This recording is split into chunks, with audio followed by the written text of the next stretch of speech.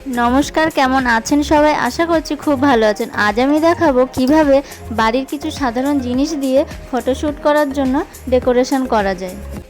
আমি আমার বেবির ফটোশ্যুট করার জন্য এইভাবে সাজিয়েছি, আপনারা চাইলে এভাবে সাজিয়ে নিতে পারেন যদি ভালো লেগে থাকে। তো বাড়িতে থাকা কিছু ফুল এবং সাধারণ কিছু জিনিস দিয়ে এভাবে আমি ডেকোরেশনটা কমপ্লিট করেছি।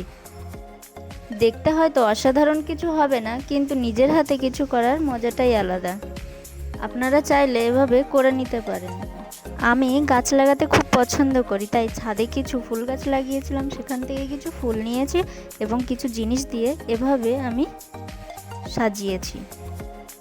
আমি হাউস ওয়াইফ, বাড়ির টুকটাক কাজ করা, তারপরে নিজের বেবির খেয়াল রাখা, সব কিছু করে আমি নিজের পছন্দের কিছু কাজ করে থাকি। এইভাবেই নিজের হাতে কিছু কাজ করতে আমার খুব ভালো লাগে, তাই সময় পেলে এভাবেই করে থাকি।